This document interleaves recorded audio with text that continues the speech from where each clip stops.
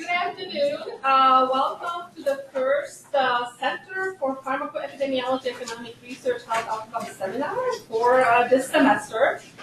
It is my pleasure to introduce Dr. Karen Rascati from University of Texas. Dr. Rascati is the Eckerd Turley Centennial Professor of Pharmacy at the University of Texas College of Pharmacy. She also serves as the graduate advisor for the College of Pharmacy. A little bit about Dr. Rascati's background. She has supervised over 60 graduate students, has authored over 100 publications, and is also the editor of the book Essentials of Pharmacoeconomics that many of you might have used or worked with, and has given over 200 national or international presentations. Dr. Rascati's research interests include economic and outcomes evaluations for several disease states, as well as for pharmacy services. And she has conducted over 40 funded research projects and served on various grant review panels.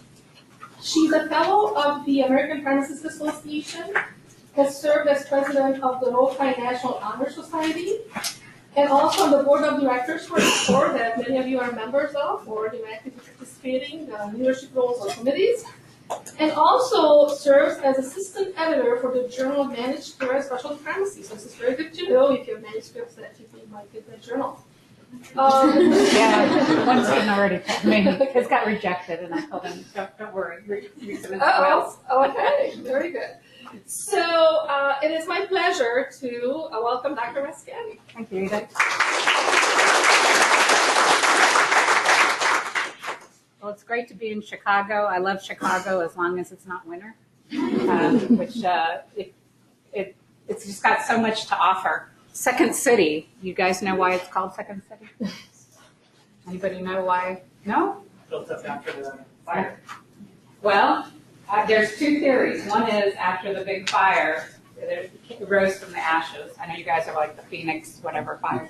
But some say it's New York is the first city, Chicago is the second city. But some say Chicago is a lot cleaner than New York because of all the garbage is down underneath. So I think Chicago is cleaner than New York and got lots of stuff to do. So I'm happy to be here.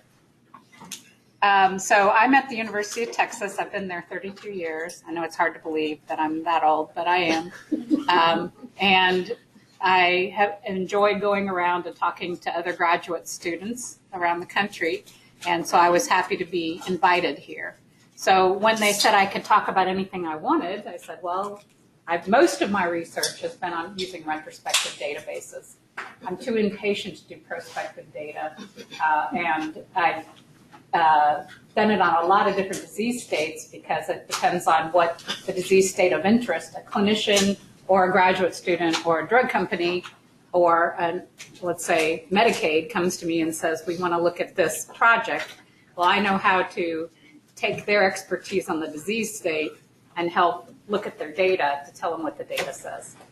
But there are some caveats with using retrospective data. And I know a lot of clinicians think using retrospective data is not very scientific, that randomized controlled trials are the thing to do. That's the way to decide if a drug is effective, what the side effects are. And so I will talk about using retrospective data versus randomized controlled trials. So I guess I'll page down. It's not working.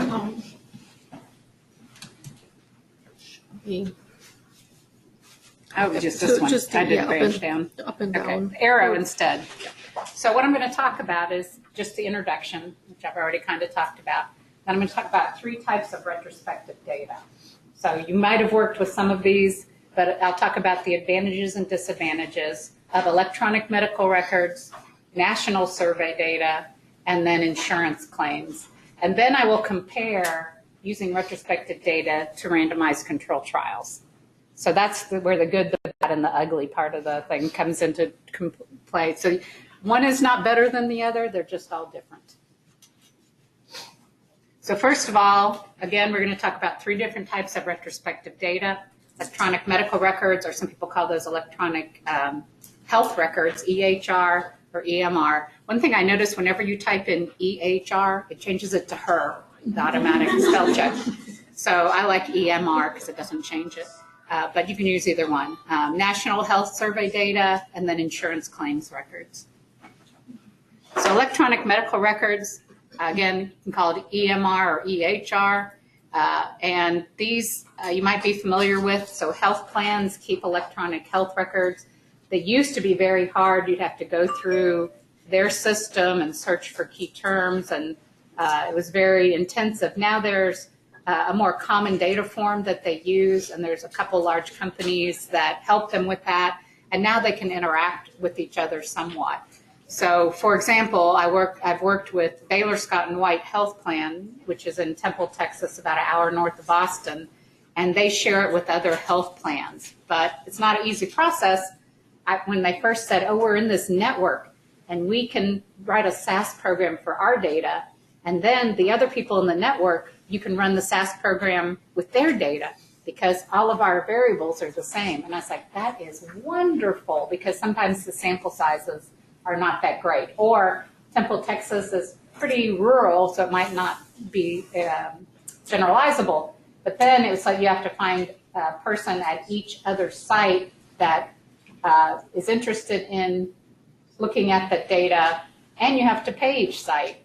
And the person so it's not as easy as it sounds. But so I haven't done any multiple plans, but I have done different plans.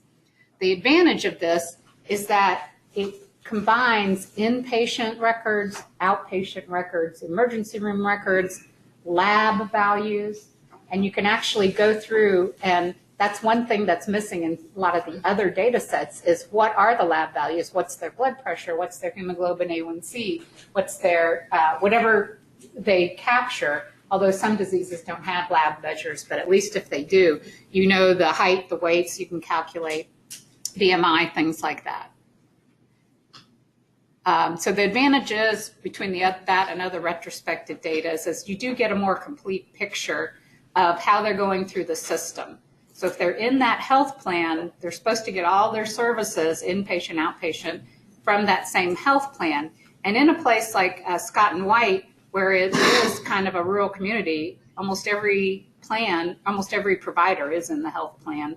So I think for that one, it's a pretty complete picture. As long as they stay in that area, you can follow them up for at least 3 years. That's usually what we follow them. It's more accurate than, we'll talk about the national surveys. A lot of the national surveys ask the patients to report what their health utilization is. So they survey patients and then ask them, how often did you go to the doctor? What was this? What diagnoses do you have? And they cooperate a little bit with claims data, but a lot of it is based on recall and how much that person thinks that that's important. And I'll talk about that when I get to the disadvantages of that other one. And that a main advantage is that you do get clinical outcomes and sometimes patient information that you wouldn't get in claims data. But it's very costly to implement in a health plan. It has to be a big health plan to make it worthwhile. Some hospitals, pharmacies, they are not included in health plans. So you're missing a lot of people because it's just so expensive to get this going. The variables are not that standardized. So there is a list of variables that they're supposed to collect. Whether they actually collect them or not just depends on the plan. So for example, ethnicity. Ethnicity is supposed to be collected. If it's in 1/3 of the data, in 1/3 of the claims, you're doing good.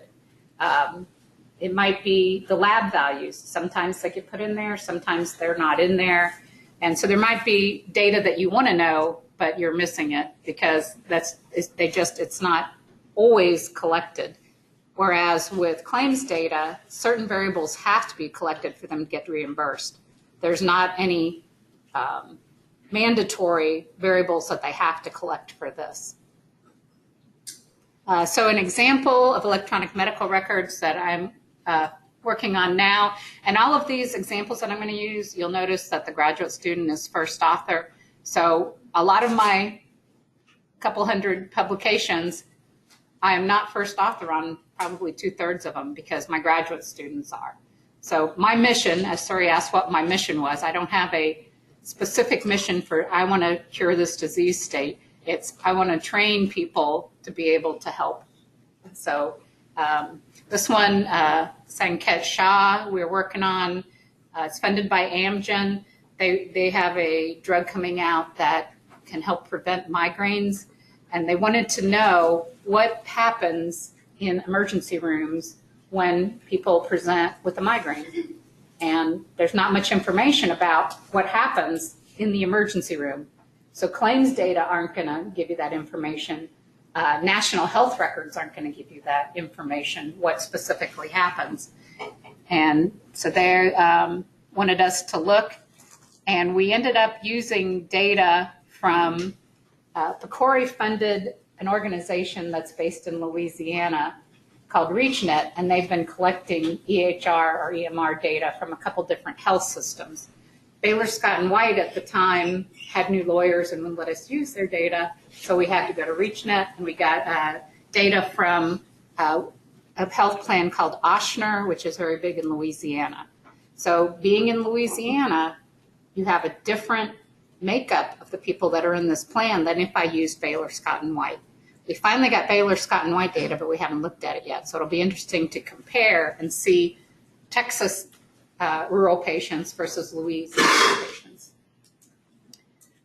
So we looked at from 2011 to 2016 data, and the patient had to be over 18 with an emergency department visit coded for migraine. We first looked at migraine and headache, but we had a big enough sample size to just decide that we were going to just look at migraine. We had enough of the ICD-9 and ICD-10s, and we looked at what happens when they go to the emergency room. And we looked at 15,000 ED visits, and 9,000 of them had at least one medication given in the emergency room. And I thought that that was pretty low, that, you know, half of them, that not all of them got something in the emergency room. So we looked at what happens if they don't get a medication. And sometimes it was just they ran a bunch of tests and then they gave them a prescription to go home, or they ran a bunch of tests and they didn't give them anything. And I was thinking, I said, man, that's weird. But I thought, when I had my gallbladder attack, I went to the emergency room, and it took like 3 hours for them to run tests. And by the time the tests are over, I wasn't in pain anymore. So maybe, you know, they're like, by the time they run the tests, their migraine's better. I don't know. But we have a person on the committee who is a neurologist who also gets migraines. So he's going to help us figure out if this makes clinical sense. So that's a big, important lesson. This data has to make clinical sense, or you're just, you know, garbage in, garbage out. So always have a clinician there helping you. So the majority were female, and the number of visits when we followed them up was 3.6 if they were in the database. Some had one, some had, I don't know, 10 or 12, but mostly 3. And we followed each patient on average about 2 years. And the main thing we were looking at is how often was an opioid prescribed. And so of the visits, 4,000 of them that at least one non-opioid and 5,000 opioid. So a lot of them got both. They started with one and gave another. Some of them got a second dose. But the main thing that we didn't think about beforehand is that there's a difference between getting the opioid in the ED or getting a prescription to take someplace else. So in the AHR data, we had to figure out if it was one dose, they probably got it administered in the ED. If it's more than one dose, it was probably a prescription, like 30. Then we looked at that, and we used that as the cutoff point. So about 35% got a prescription to take home. But what I learned about migraines is that if you use opioids to treat migraines, sometimes then that makes it worse, the next one, and it makes you have migraines more often. So they really aren't contraindicated. But as you see, when they go to the emergency department, the attending physician treats what they treat, which is the pain.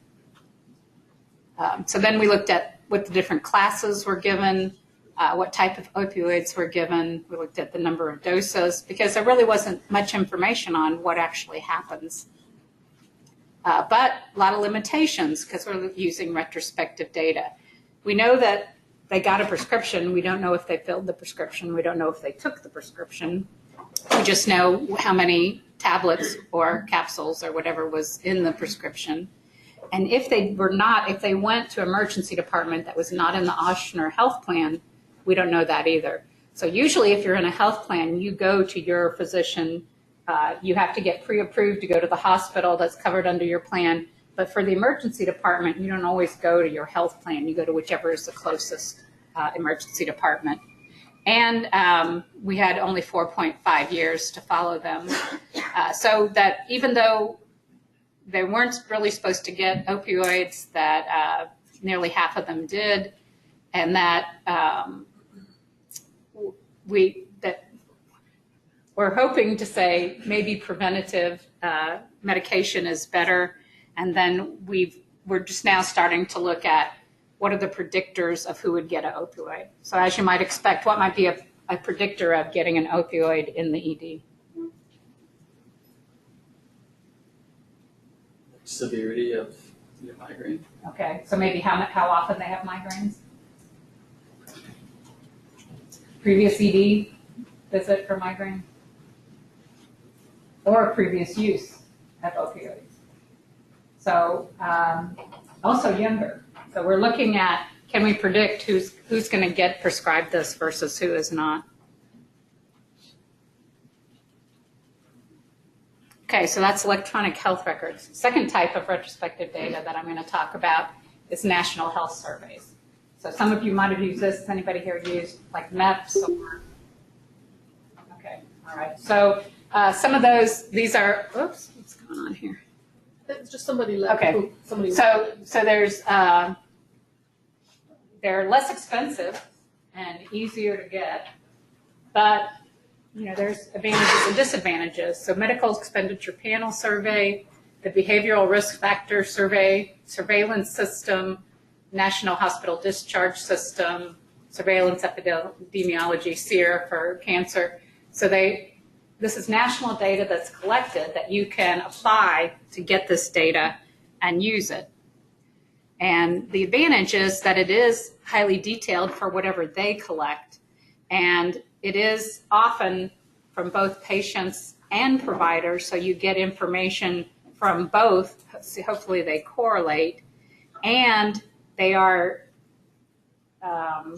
set up so that they take a sampling of the population that's supposed to represent the population as a whole. So it's supposed to represent all non-military, non-institutionalized patients so that you can get a national representative. So you don't have the problem of generalization.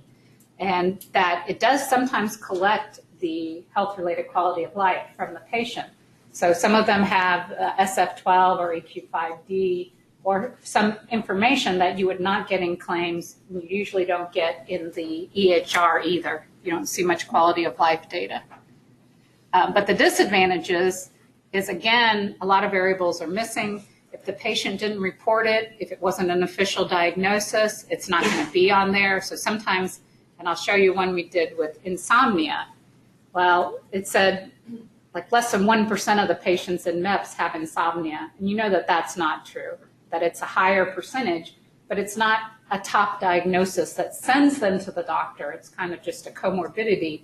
So it's not going to be coded like it is if you ask the patient, do you have do you have insomnia? It's not necessarily in the database. So there's various levels of how accurate that information is. Again, I talked about that patients have to remember what services they got provided. So patient recall. And then it is statistically complex. You can't just take that number and analyze that. You have to extrapolate it based on how they did their complex coding. But again, that coding, they have the SAS formulas or the R formulas now of how to put that into, how to weight it so that you can do the analysis on it. And then many of them are event specific versus patient specific. So we had one database that we used, it was for pediatric hospitalizations. So we looked at pediatric patients that had different types of transplants. But the thing is, if that patient was in the hospital 3 times that year, that was 3 different points of data.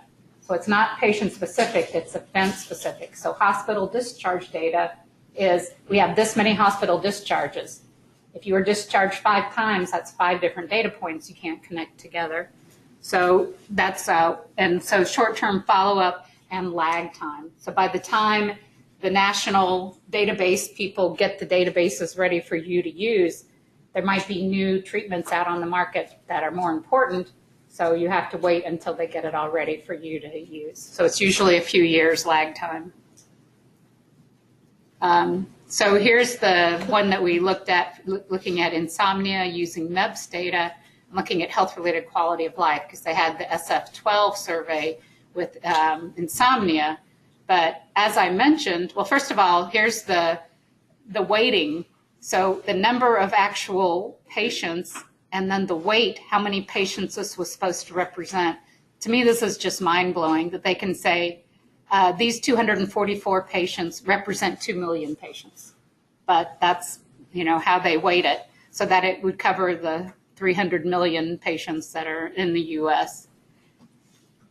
But as you can see, that the number of diagnosis for insomnia was not very high each year, and that we looked at, did they have insomnia? What was their quality of life? Did they use a hypnotic? And what was their quality of life? So not surprisingly, see, do I have an arrow here? This is the physical component score and the mental component score of the quality of life. So 50% is average. So if it's higher than 50%, it's better than average. Physical, it's less than 50%, it's lower.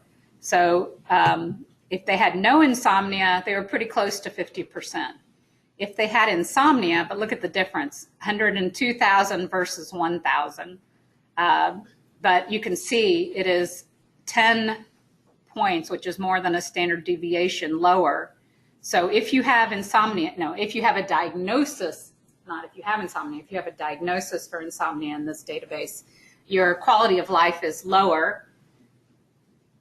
And then if you're using a hypnotic versus not, it's the same.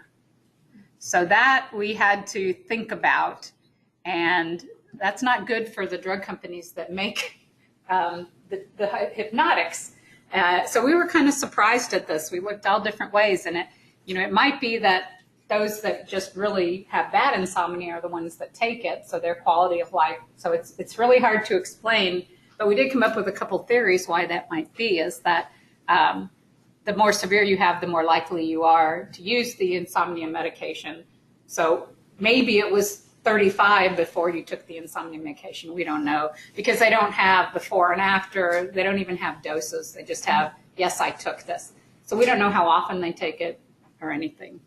But believe me, we really had to justify that to get it published, because I'm sure that drug companies didn't want to say, well, taking the drug doesn't make a difference in your quality of life. So you didn't say that. We did find that there was a difference between benzodiazepines versus the other sleep medications, that if you took the other sleep medications, that you had a higher quality of life. It was more like the normal. But again, we don't know if the benzodiazepines were taken for something else. They're older medications. Maybe they were in older patients. I don't know. And then the third type of retrospective data is insurance claims data, which is the most common type that I work with. So I was just looking up, I'm on this committee looking at Texas Medicaid and other types of Texas data. And just to look up, I put in Google Scholar, Texas Medicaid, and looked at the research. And so people that work with me, graduate students and other faculty, we have over 100 publications that have analyzed Texas Medicaid data, because we've been doing it for 20 years. And so I was now that the medical school's there, it's been there 2 years, they want in on this Texas Medicaid data. And so we're trying to figure out how not to give away our free data and our 20 years of making the connections, but we are going to have to work with them. So we'll have to figure it out. So the good thing with insurance claims is that you do have, if an insurance company paid for it, it doesn't matter where they got it. It doesn't matter if it's a prescription or a physical therapy or inpatient. If this insurance company paid for it, you have the information as what was provided. So a lot of different services are included in insurance claims records, but it is used to the extent that those variables have to be included if they are relevant to getting reimbursed. So the amount paid has to be there, the quantity has to be there, but there's other variables that don't have to be there to get reimbursed, so they might be missing. So when I first started working with Texas Medicaid, we created letters to go to physicians that had patients that were using like 2 medications together they shouldn't be, or too high of a dose, or too long. So we would create these letters, say, here's your patient's profile. According to our clinical expertise, the patient shouldn't be on both of these medications. We'd send it to the physicians through Medicaid, Texas Medicaid. And the physicians, 10% of the time, they'd come back and say, this is not my patient. So to get reimbursed, the pharmacy might not put in the correct physician identifier, they still get reimbursed. So they put in Dr. Smith, they put in the wrong Dr. Smith. Or the patient has 4 physicians and they put in the same physician. Other people that have looked at Medicaid, they find about a 10% mismatch of physician ID. And then sometimes the prescriptions were written by clinics or emergency rooms, or there's not a specific physician number. So some of the information is very precise and has to be included. Ethnicity, less and less likely to be included. When we used to get to see it, it was great that we could do comparisons of ethnicity because we had about a third Hispanic, a third Black, and a third white. So we had good sample sizes and actually found a lot of differences in adherence with African Americans. Now, Hispanics and whites had similar adherence, but African Americans had lower adherence. Nowadays, many of those variables are just left out. Ethnicity is just not coded anymore. I'm not sure why, but it seems like that's a lot of the databases are like that. But this is to provide data to the insurers, not to look how well the patient's doing or get clinical values or anything.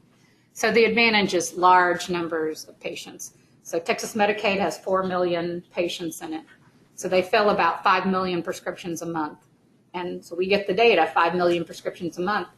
To collect that kind of data, prospectively, nobody's going to do it.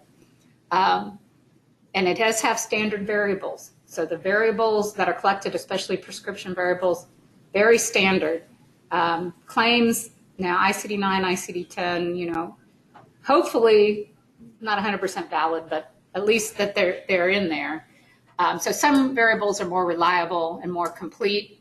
As I was saying to Suri, sometimes we can't find an indication for using that drug. They're on insulin, but they don't have a diabetes diagnosis. Many times they have antipsychotic and no mental health anything in their claims. So there's not always a good match. But there is less lag time. We get prescriptions a month after they're filled. We get their data. We get the other claims about 6 months after they're filled from Texas Medicaid because it takes about 6 months to adjudicate, like hospitals going back and forth and deciding what they're going to pay. But the prescription is not filled until it's adjudicated. So we know that that's what was paid and what they got. Disadvantagement. It's not set up for epidemiology or even economic studies. Rarely has any kind of health-related quality of life, not even any clinical measures. You have to make assumptions about clinical measures, sometimes algorithms. So different algorithms of, is their COPD or their asthma getting better? Well, let's look and see if they take a burst of steroids or they have an ER or a hospital visit, but we don't really know what severity their asthma is. We just finished one with a PharmD student looking at rheumatoid arthritis and how effective are the biologics.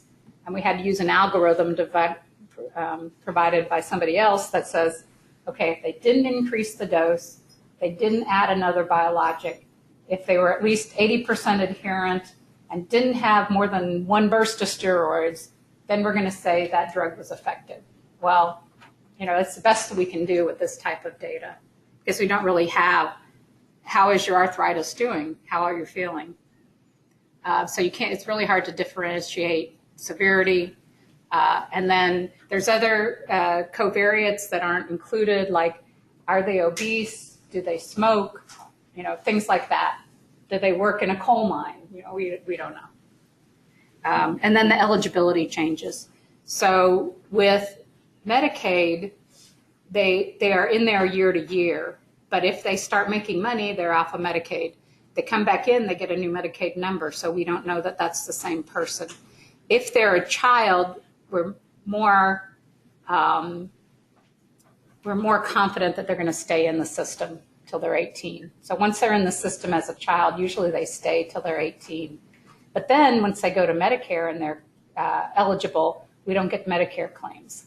So if you can link them, so we almost always, when we do Medicaid analysis, we cut it off at 64. So we do 18 to 64 for most, unless it's a child. We have done a lot of analysis with children because we think we pretty much can follow them a lot longer than adults.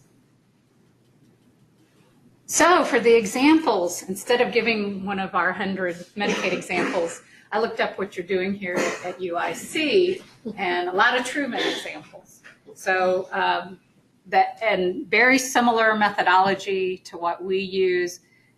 When I looked at the limitation sections, very similar to our limitation sections, that we know that this is claims data, doesn't have a lot of the variables that we want.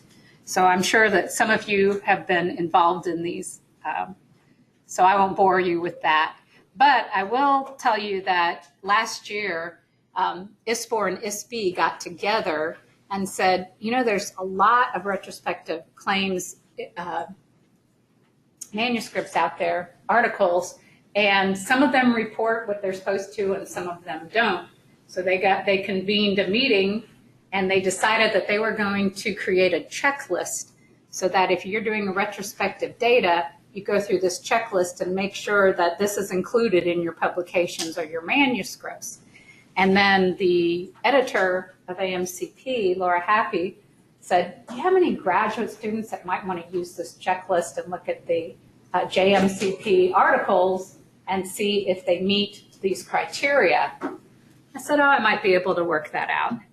So we presented this at the last AMCP meeting, that I got 2 graduate students that went through the articles in 1 year for JMCP and coded them whether they met or didn't meet all these different criteria, or maybe that they didn't need it. So some of the criteria were based on different types of studies.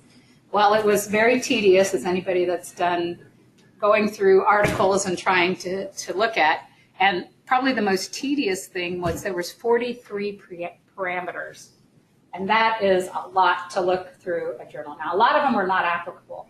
At first, we just did, is it there or not, and didn't add the not applicable.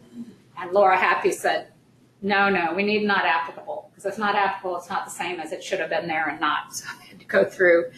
Thank goodness there wasn't that many. I'll see, I think I've got on the next one. And we did, at first we were going to look at all retrospective claims, including national databases in EHR, and we decided to cut it down just to claims data. So 18 articles that they went back through, and the positives were, a lot of them all met the criteria. So JMCP has certain criteria, like you have to have the breakdown of inclusion and exclusion and how many people were cut out of the sample based on each of the exclusion. Because it's great to have a very narrow, clean group, but the disadvantage is if that's only 1% of the people with that disease, maybe you're not able to generalize it to people. So you have to balance between is it clean enough that I can say these are comparable patients versus can I really extrapolate this to everybody with the disease? So the good news was all the studies included where the data came from, the data range, the date range, I should say, yeah, the range of dates, the type of data, and then any linkage, how they linked together, let's say pharmacy claims with medical claims. They did all include that flow diagram of inclusion and exclusion.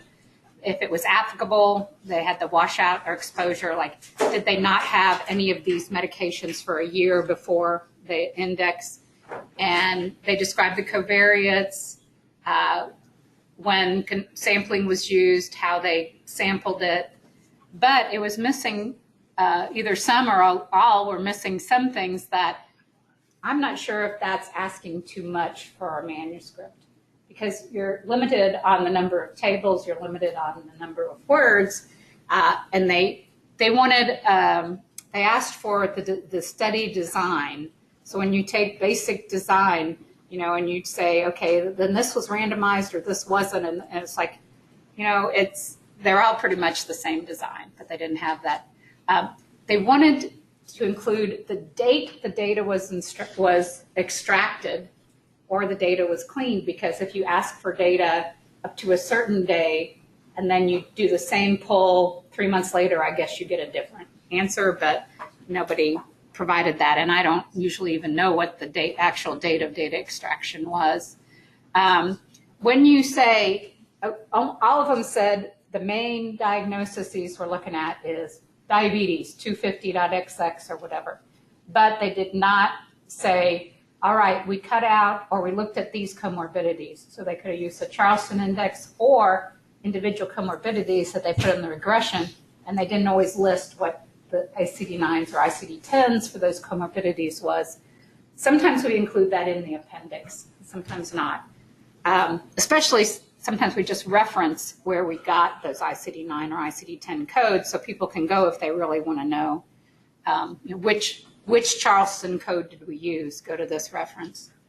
And then 6 studies didn't say, did they use SAS, did they use Stata, did they use R? I don't think that's a real big deal, but I know that I have had editors come back and say, what version of SAS did you use? Okay, I'll put that down.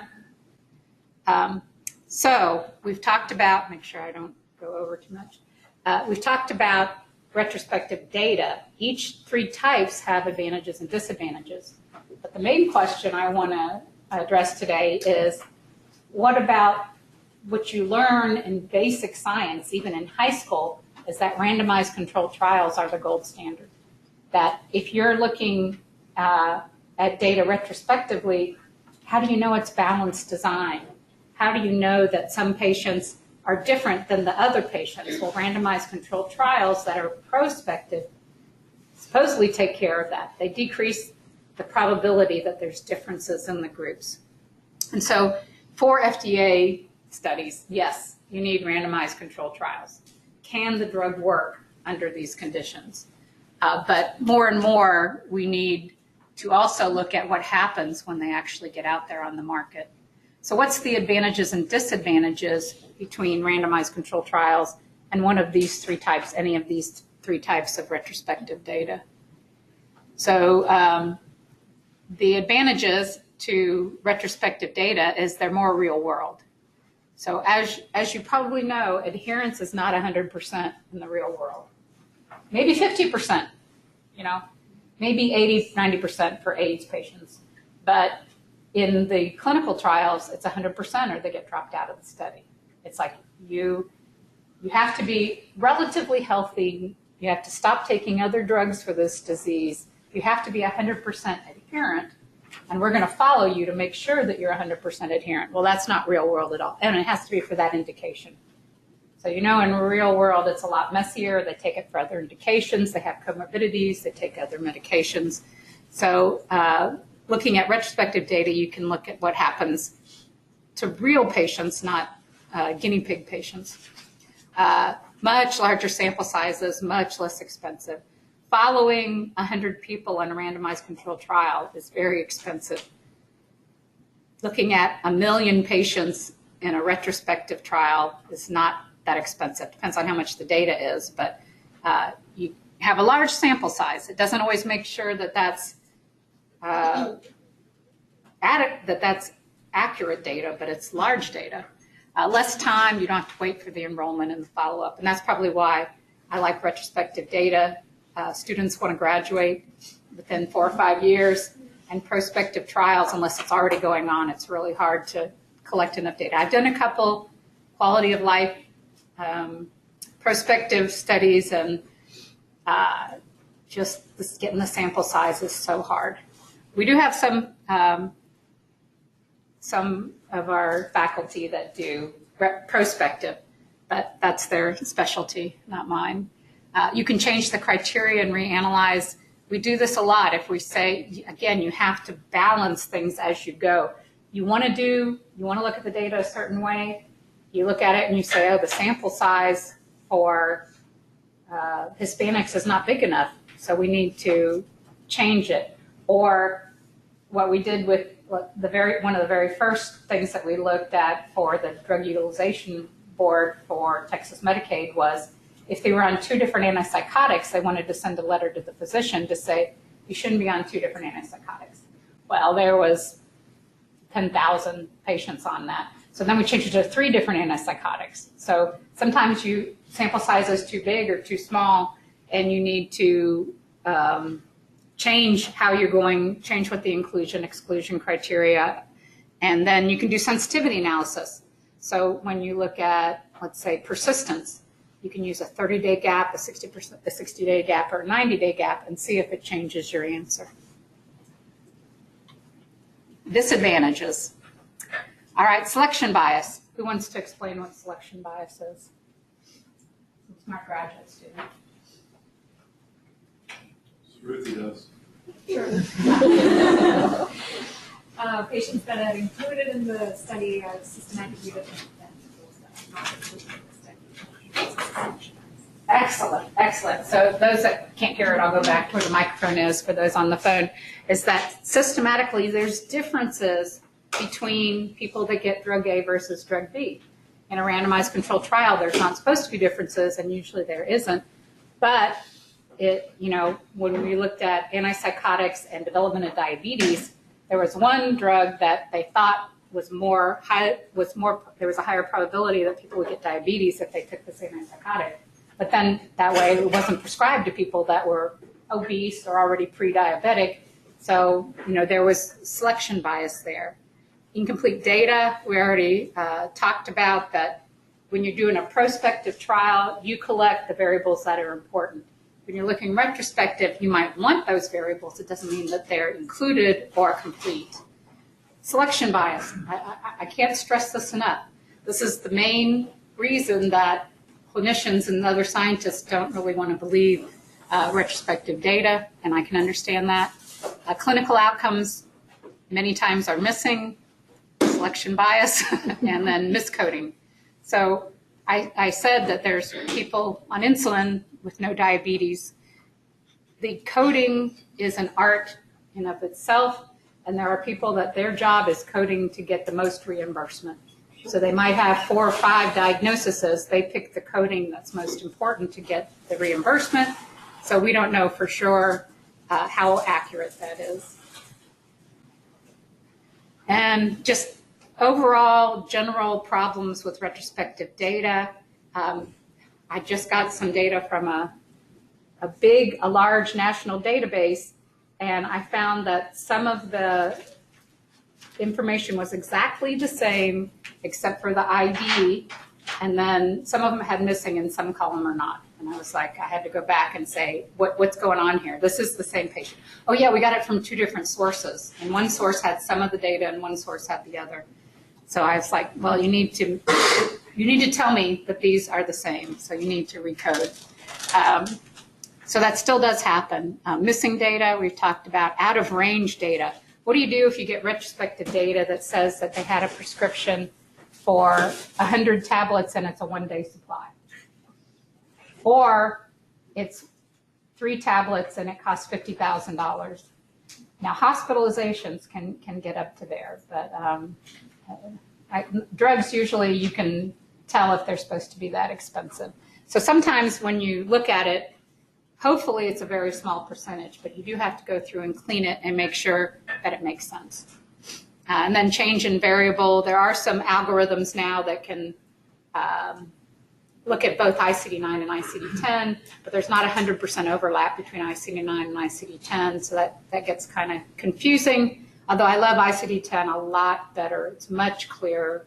ICD-9, you have to go to a lot of different things. So comparison, randomized controlled trials, again, can it work? You have to do this to get FDA approval. If in a randomized controlled trial the drug can't do better than placebo, it's not going to go any farther. But once it gets approved and on the market, does it work? So an example, or does it have the same side effects? So when they first had this osteoporosis medication, I can't remember what, Fosamax maybe, in the randomized controlled trial, after you took it in the morning, you couldn't have coffee or drink and you had to stand up or sit up for an hour or something. And that's what they did in the trial. And then what do you know, when it got onto the market, a lot of people had stomach problems because I didn't follow those directions. So does it work versus can it work? And it, they're used to answer different questions. But there are a few studies that do link randomized and retrospective. And if you get the same result, both, that's great. If not, you have to explain, why is this different? Why in the real population is it not as effective as in the randomized controlled trials? And as you know, there's not a lot of head-to-head. So the rheumatoid arthritis drugs, the new biologics, they're not doing head-to-head trials. When we look at efficacy based on what we know, the efficacy is about the same, but we'll see. Actually, one I found that based on the algorithm, one of the drugs was less effective because it okayed to increase in dose, whereas the algorithm said if they increased the dose, then that meant it wasn't effective. So we had to take that out. So a study that recently a student just defended his PhD looking at this. We linked a randomized controlled trial to retrospective claims. So the Dell Medical Center, which opened up a couple years ago, but before even they opened, they had a randomized controlled trial that looked at children with medical complexities. So they had 200 children in the Austin area that had chronic complex diseases, high-cost kids. And they randomized them to either receive pediatrician-led coordinated care or regular care. And so they followed them up for 2 years, and they measured quality of life, parents' quality of life, parent satisfaction, a lot of variables to look and see if this pediatrician-led care was improved their health. Well, what they didn't have was utilization and cost, because even though these children were supposed to stay in the same hospital system, they really didn't. And all these kids, once they got enrolled, if they didn't have insurance, they were put on Texas Medicaid. I was like, I have Texas Medicaid data. If you can give us those 200 IDs, we can tell you what the utilization was for those 2 years between the two groups. So we could take children randomized to receive the care or not and put it with their utilization. So this was the dissertation defense in August that looked at the utilization. And so it was randomized to start with. They either got what we call PLCM or standard care. And we looked retrospectively at, did this make a difference in utilization? And I was telling Edith we have an option of a 3-manuscript dissertation. So he did 3 manuscripts. I'll just talk about the first 2, which is the first thing he did was based on, there's an algorithm, there's 2 algorithms that identify whether the child is a CMC child, which is a complex medical care child. And so he looked at both of those algorithms and the diagnoses that were in Medicaid to see how well those algorithms worked at identifying children that needed this care. And then we looked at the healthcare utilization and expenditures. And And then he did a growth curve, which I don't know if that'll be published because it didn't show any difference. But so we had, again, about 100 in each group, mean age 6, little less than half female, a breakdown of gender, pretty similar, about a third Hispanic. But look at this, other unknown. They knew, actually they didn't know for everybody, but in Texas Medicaid, half of these people, we didn't know what their ethnicity was. And then we looked at this line here was using the most explicit algorithm that of these, the majority of them were also classified as complex medical children based on the algorithm. So it was a pretty good match on the algorithm. But then we looked at utilization, and there was only one significant difference when we looked at the first regression, and that was in the prescription data. So the healthcare claims, the medical claims were not significantly different, but the prescriptions after the regression, 30,000, this was for 2 years, versus 16,000, and this was significant. But when we looked at it, I was telling Edith this last night, there were some children that their cost per day, we looked at cost per day of different drugs, $8,000 per day drug costs. So what type of children might this be? Edith knows already. Okay, not cancer. Complex chronic. Yeah. Hemophilia. And one's called Hunter's disease. It's very rare. So we looked at those children, and there was 5 children with this, more than 8,000 a day. All 5 were in the experimental group. There was nobody with hemophilia, nobody with Hunter's disease. So even though it was randomized, we had these outliers.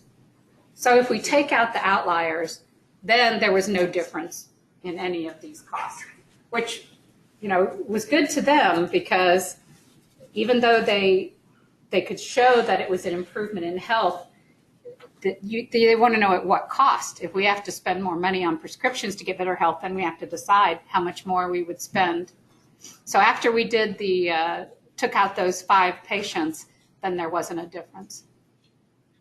And then, let's see. Oh, and then this was, the good thing is, if you look at emergency room spending, so hospital inpatient spending went down, which is good, and emergency room department costs went down, and that was statistically significant. Not very much, but at least it shows that, yes, with the coordinated care, you spend a lot of money on these kids, but at least they go to the hospital and emergency department less often. But a lot of their care was nursing care to the home, durable medical equipment, oxygen, things like that we don't usually think of. And then this was one parent's perception of caring for a child with complex medical need.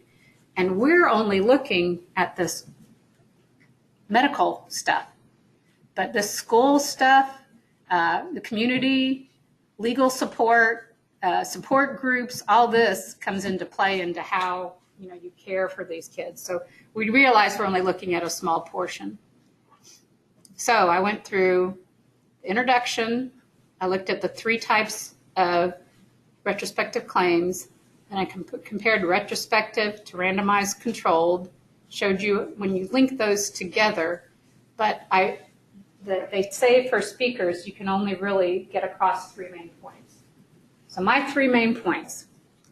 When you're working with the data, you need to understand the data. What is that average patient like? Is it extrapolatable? Do you need to include old people, young people? Is it Veterans Administration? And it's old white men. You have to understand the data and understand what those variables mean, what percentage is missing, what's your sample size. Inclusion, exclusion, very important. You can change your results based on this, so you need to be very careful. And all the manuscripts do require this now. But again, as I said, it's a balance. And that has to be clinically meaningful. I tell my students, we're not even going to do it unless you can tell me how the results will help clinicians. So how do you remember the 3 main points? Understand data. Include clinically meaningful.